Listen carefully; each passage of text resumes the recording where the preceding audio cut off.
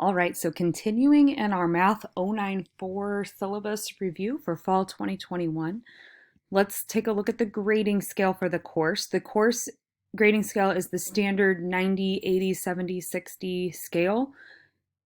So you can see that there. And how is the breakdown of grades calculated? So you will have your ALEX weekly topic grades. That's 10%. So that's the part where you're going to be, and I'll show you in a video too, you're going to be filling in this pie basically as you work through ALEX. And every week you will have a certain number of topics to get finished. Okay, so that is worth 10% of your grade. At midterm and at the final, the ALEX pie progress grades will be calculated in. So that is basically how much of this pie have you gotten filled in. That's 10%. Quizzes, discussions, and any other Canvas homework that may come up. So definitely quizzes and discussions. And this part, the Canvas homework is kind of if there's any additional assignments that end up getting created, then those will all fall under this category, which is also 10%.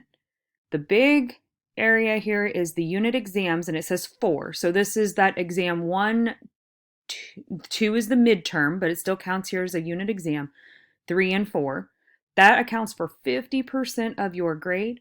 And then the final exam, that fifth test, is the comprehensive final over everything in the course, and that's 20%.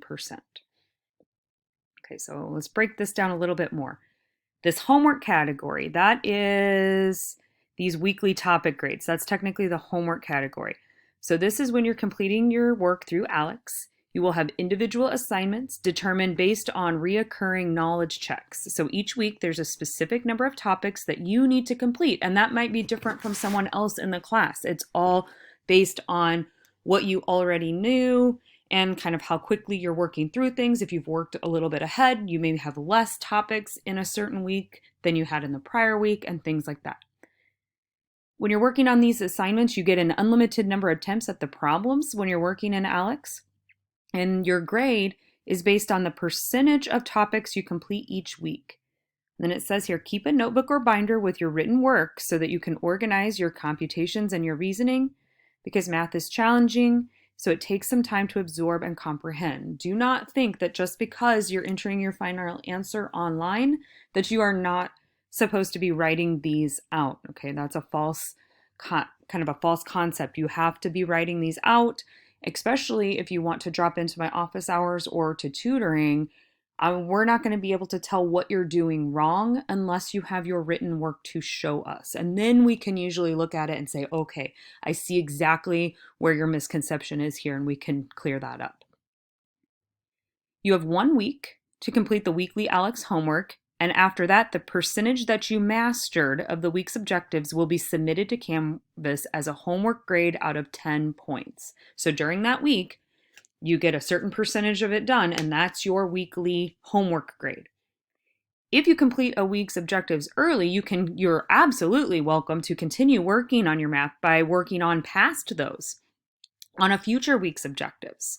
This will, when you get working ahead, that will improve your midterm progress and your final progress, these pie progress grades down here. So they sort of overlap each other, even though they're different ideas.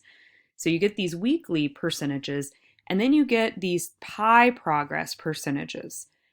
So only at midterm at the end of the course, you will get a grade based on your overall mastery of the course topics. ALEX records a topic mastered when you have correctly answered between 3 and 5 questions. And the number of questions is based on your comprehension of the topic. So, and again, in a little run through, what you'll see is if you answer 3 questions in a row correct, you're probably done. But if you miss one in there, it will sort of take you back down a little bit, and it'll make you work a few more, because basically we just don't want you to accidentally guess topics right. We want to absolutely make sure that you really do understand it before you get to move on. Once a week is passed, you won't be able to improve this grade, this weekly topic grade. At the end of that week, however much you got finished, that percentage is submitted and that grade is done. However, it says all the topics you master late will contribute to increasing this pie progress grade. So even if you don't get it done in the week that it is assigned, if you need to make a tutoring appointment and you end up having to finish some weekly topics late, it will still help bump this score up because it will at least count towards your overall PI progress. Okay, so it's always worth doing even late. You still earn credit for that. So that's what it says here. Like if you fall behind during a given week, you will have the opportunity in subsequent weeks to unlock the opportunity to still work on past topics. So you can boost this score even if you miss it on this category. Then there's that quizzes discussion and any other classwork 10%. So we definitely have quizzes each non-exam week. There's a quiz. And these are not allowed to be completed late. You have to get it done by the due date or you get a 0 and that 0 just stays. So that can't be extended.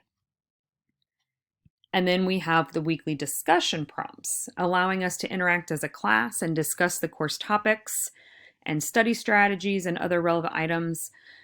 I cannot overemphasize the importance of being present in the course. It's too easy in these online courses to sort of feel like you're alone floating around out there, but we really are all in this course together, and I am really here on the other side of this computer screen every day, and I want to interact with you, so this is how we do that. Your discussion questions they're graded on participation. You just have to make a meaningful attempt to respond, and full credit will be rewarded and partial or no credit could be awarded if you do not attempt to address all the aspects or if you're just missing parts of it. So right or wrong mathematically wise is not as important in this discussions as much as a truly well thought out answer. This is again how I can sort of really get in there and diagnose what you're understanding, what you may not be understanding, and get those things corrected for you. The unit exams and the midterm, so the 3 unit exams and the midterm count for that 50%, and they will cover material from the homework and quizzes. There is a test review for every one of these to help you study and prepare. And on the exams, you're expected to provide clearly your written work that supports your answers to receive full credit. And failure to submit your work on an exam will result in a loss of all points. And I've had to do this to students in the past few semesters. If you do not submit your written work, that test basically doesn't count. It's a 0. So make sure that you are writing your work down legibly and in order as you're taking the exams, because if I can't find it or I can't read it or you don't submit it, you're going to get a 0 on that exam, and those exams are worth a lot of points. You do not want to do that. Okay, no makeup exams. If you need to be gone ahead of time, we may be able to reschedule as long as I know it ahead of time, but possibly not. And basically what you get is there's one exam that can be a freebie that you can substitute with your final exam. But that means you need to do very well on your final exam because that will go in as the missed exam as well. And then there's that final comprehensive exam, 20% of your overall grade. So the unproctored tests 1, 3, and 4 are 2 hours long. I will send out the required password when it's time for those. There are no extensions on tests and no personal notes or outside help allowed. You just have out your calculator and your blank paper, and that's all you're using. Then we have that proctored midterm via Zoom. I will give out the password there. I'm shortening that one to only 1 hour. You only have a 1 hour commitment of time to be there for that. And here are the 2 dates and times. Right now, they're already set. Sunday, October 10th from 8 to 9 p.m., so a weekend evening hour, and Monday, October 11th from 11 to 12, okay, 11 a.m. to 12. So kind of sort of over a lunch break hour is what I was trying to squeeze in there. So look ahead right now at those 2 dates and decide which one of those you can fit in. I don't anticipate changing these, but if I had to, I would let you know with ample time. Same thing with the proctored final. It works the exact same way and the sessions are set up the same way. There's a Sunday evening hour and a Monday midday hour. Okay, so again, look at those right now. Block one of those off on your calendar ASAP. When we're taking a proctored test, you will log into my Zoom room link and you'll do like a quick scan of the room you're taking your test in. Your sound can be turned down low enough so that it wouldn't bother you, but you want to make sure you could at least hear me if I need to tell you something, if there's some important announcement that I need to make. That happens sometimes.